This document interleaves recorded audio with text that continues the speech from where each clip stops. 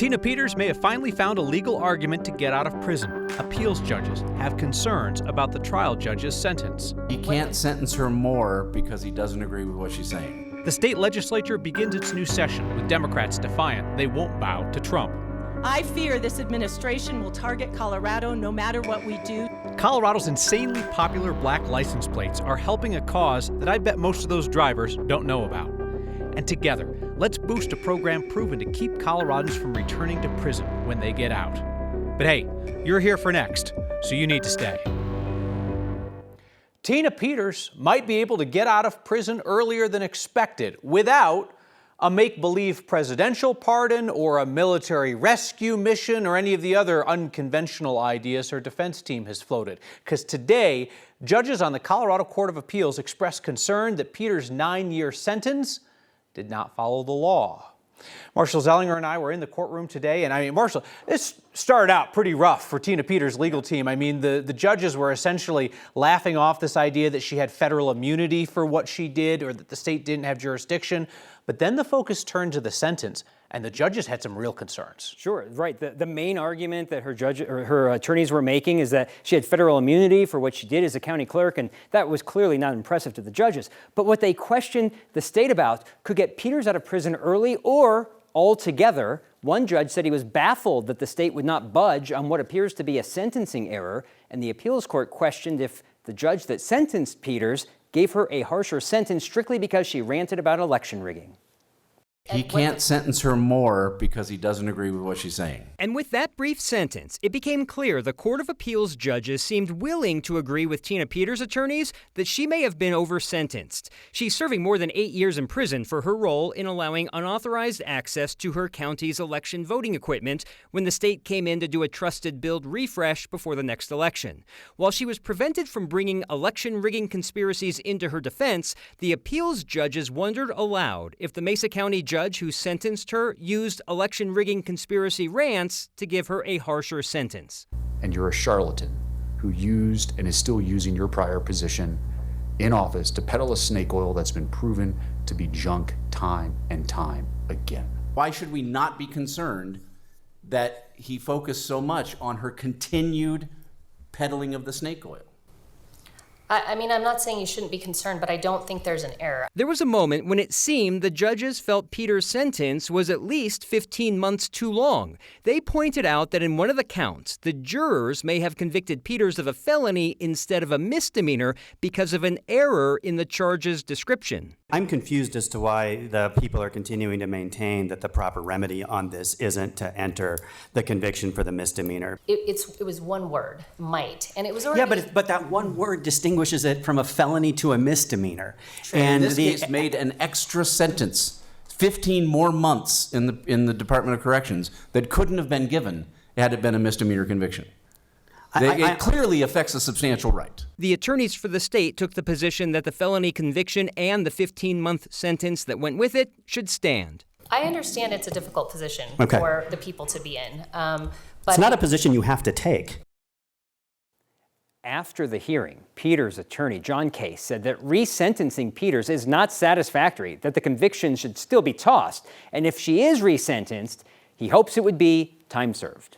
The fascinating thing, Marshall, is that all of this may just get us back to the point where we were until the moment of her sentencing, when we expected that here we are, right? She's this older woman. She doesn't have a previous criminal conviction. Sure, she shows no remorse, but what's she likely to get? I don't know, probation, a year or two. Then she gets up there, she lambastes the judge for 45 minutes, and we're like, holy heck, now the meter's running. She's got 9 years. And today the judges said if that judge ran the meter because of her speech in the courtroom, that's a problem. But one of the appeals court judges did say the sentence was within the range that is allowed. I believe he was referencing that it seems harsh, but it is still within the allowable limit. I'll note earlier this week we talked about when is her earliest parole eligibility date. The official date, if all goes well and nothing were to change, March 2nd, 2028. But if you knock 15 months off the sentence, just at minimum, we're getting pretty close to that date.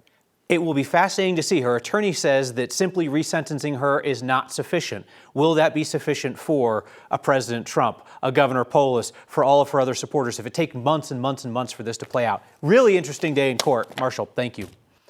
Hey, there's been an arrest linked to that massive 5-alarm fire at an apartment complex under construction in Denver recently. This is pretty remarkable considering the potential complexity of investigating a fire that spanned a whole city block. Court documents say investigators used security footage and facial recognition technology to track a man named Tony Becerra. They say video captured him walking into and out of the Harker Heights building January 2nd, minutes before that fire started. Didn't take long for the building off Leetsdale and Alameda to go up completely. You could see that glow and smoke plume for miles. Investigators say they used cameras on a street and a bus to track Becerra over a 2-hour window. He's now in custody, facing arson charges. Democratic Congressman Jason Crow says he and other Democrats in Congress are under investigation by the Trump Justice Department for making that video telling members of the military they don't have to follow illegal orders, which we should say is what the law specifies. Crow says this investigation is retribution. Don't give up. Don't give up. Don't give up. Don't give up the ship. Intimidated. I'm not going to be threatened. Crow and 5 other Democrats released that video back in November. They were alluding to the situation with National Guard members being sent into U.S. cities like Memphis and Portland. The video tells troops to not give up the ship, reminds them that they can refuse illegal orders, which is in fact American law. President Trump called the comments seditious, mentioned that they were punishable by death. Now, Representative Crow and Michigan Senator Alyssa Slotkin say the Justice Department is seeking to interview them about the video. The FBI also asked to interview Crow about the video back in November. Crow says President Trump is, quote, pressuring his political appointments to harass me for daring to speak up. The Democrats who run the state legislature reported back to work at the Capitol for this year's session today. One big question before them: should state legislators change state policies to avoid further punishment from President Trump? Our Spencer Soisher asked them. I fear this administration will target Colorado no matter what we do, so members, it is always time to do what's right. To bow to the president and his wishes or not? It's a big question facing Democrats controlling laws coming out of the state capitol. Coloradans' civil rights are not to be played with. We won't shove our immigrant and LGBTQ neighbors back into the shadows. We won't give up. Democratic House Speaker Julie McCluskey has made her plans clear, even with the president relocating Space Command, denying disaster funding, dismantling NCAR, and vetoing a clean drinking water project. She doesn't plan to legislate to get the target lifted off Colorado's back. Our values are very different from what's happening on the federal level. Democrat Rep. Andy Basenecker doesn't think Democrats should be working to appease the federal government either. And so at the end of the day, we're going to protect our Colorado way of life. The state has a roughly $850 million budget hole after Congress passed the Republican federal tax and spending bill, which meant fewer federal tax dollars for Colorado. The problem is not that we don't have enough money. The problem is that we're mismanaging how we're spending it. Republican House Minority Leader Jarvis Caldwell and Republican Senate Minority Leader Cleve Simpson say H.R. 1 is not the problem. Truly, for the first time in my tenure, I think we're forced to sit down and create priorities. But what if there's further funding cuts for a state that's not playing ball with the feds? Simpson said that's a hypothetical.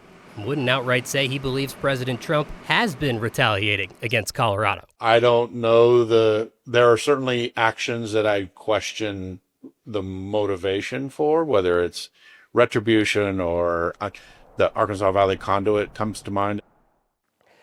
So I asked lawmakers if they would support the governor releasing Tina Peters to end retaliation against Colorado. Simpson, the Republican Senate Minority Leader, said he didn't know enough about the case and would not give me a yes or no answer when I asked again.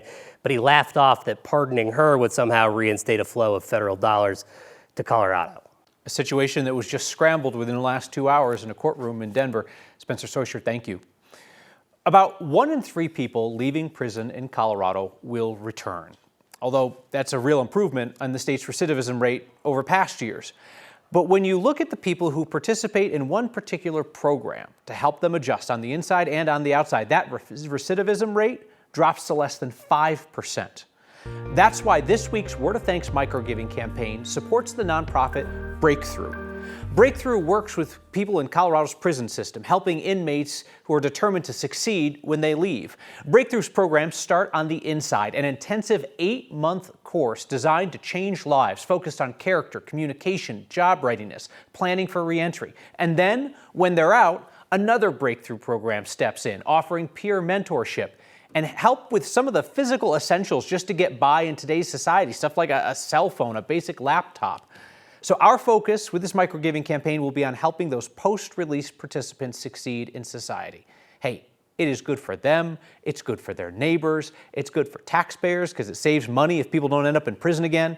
And for every $1,000 that we can raise together, that is one more Coloradan coming out of prison with the support that they need from Breakthrough to never go back. Scan the QR code on your screen or text the word thanks to 303-871-1491. We'll send you that link to donate. You have proven that even $5 helps because we pile up a mountain of those donations. 5 years of $5 microgiving has raised $17 million for our state's nonprofits. I will never ask you to give if I don't support the cause myself, so as always, I'll match the first 50 donations of $5 to get us rolling. And 7,000 of you have signed up to make a monthly pledge to the Word of Thanks Fund. You put in all your info one time, and each month, your chosen donation amounts automatically split among all the nonprofits we feature. In November, our recurring givers added an astonishing $50,000 to each week's campaign. Love the fact that the black license plate benefits people in the disability community. Colorado's most popular license plate these days has a hidden benefit: raising millions to help people with disabilities. That's next.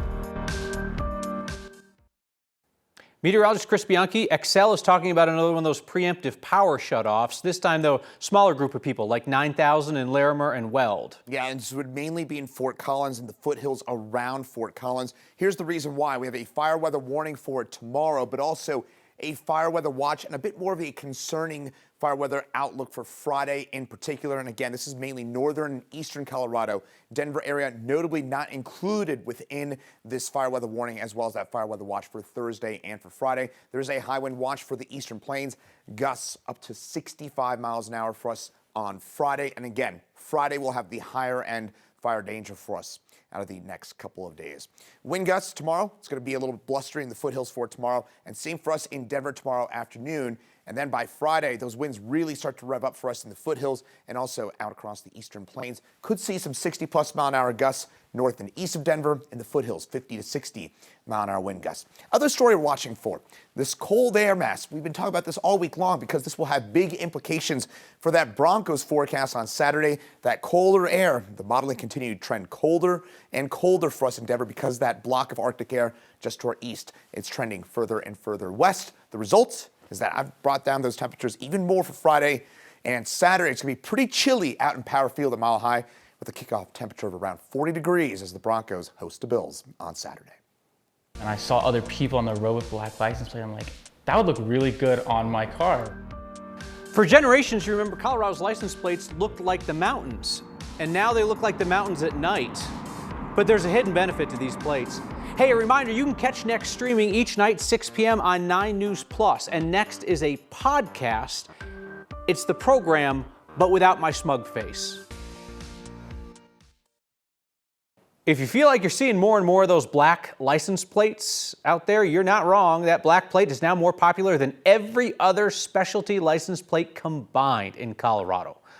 Our Evan Krugel shows us who those registrations help. Colorado drivers have plenty of options when it comes to picking a license plate. But one choice is becoming harder and harder and harder to miss. Like, oh, wow, there's one.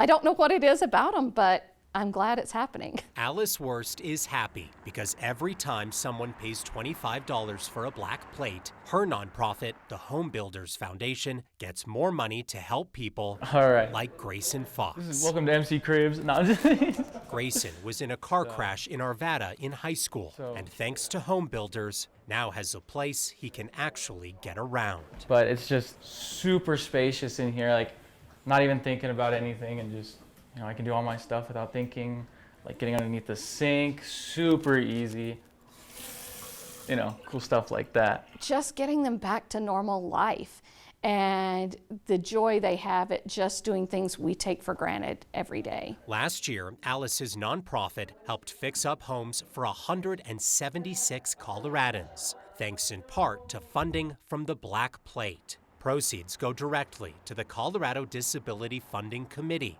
thanks to an idea from Josh Winkler. We knew the black plates would be popular, and the popularity went way faster than what we thought.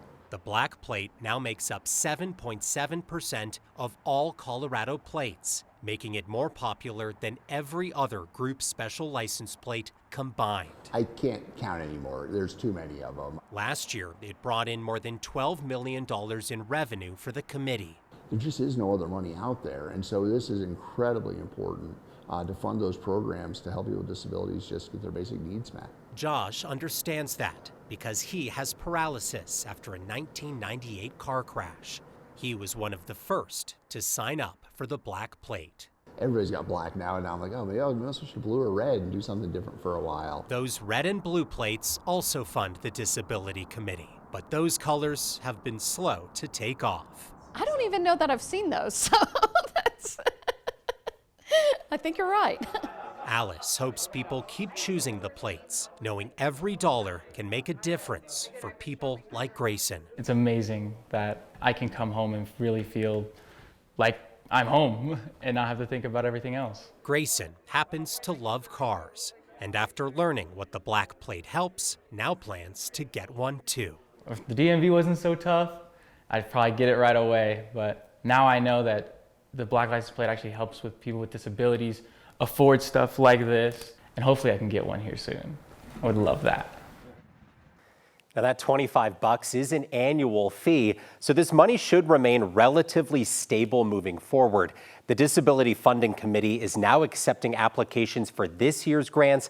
Kyle, they have $12 million to give out just from that black plate alone. That is astonishing. All right, my guess for the next most popular plate is going to be the Respect Life plates, because you see those everywhere. Close. That is in the top 15 or 20. Okay. The next popular, get this, you have to go all the way down to 69,000 to get to the 150th, that anniversary plate. Oh, okay. Then the Columbine plate at 66,000, but a enormous gap between the top 5 and that black plate. Full disclosure, Kyle, some of the video in that is my plate. There's like 5 others out in the parking lot right now, so It's popular everywhere. One of them's mine. Thank you, Evan. Back with an exceptional piece of feedback next. This week's Word of Thanks Microgiving campaign supports Breakthrough, a nonprofit program that helps people who are leaving prison in Colorado so that they can succeed in life on the outside. Scan the QR code on your screen or text the word THANKS to 303-871-1491 to join me and a bunch of others in giving to Breakthrough. So first they work with inmates 32 weeks pre-release inside the prison system, and then they're there for those same folks when they're on the outside, offering peer mentorship and help to get and keep a job. It's why Breakthrough's recidivism rate is less than 5%. Tell you what, that saves money and potentially lives. Feedback tonight from Brad on Facebook, who writes, why doesn't this station work on replacing commie Kyle Clark with a plastic ficus tree? I might start watching again. Probably not. Worth a shot, 9 News. Well, Brad, I took your feedback to 9 News management, and they love it.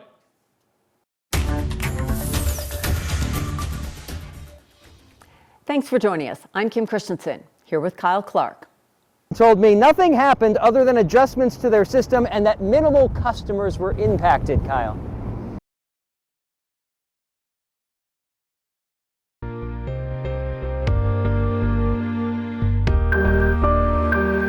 The statement says they're still considering human health, but of course it opens the possibility for this to be the start of major changes in how regulations are approved, Kyle.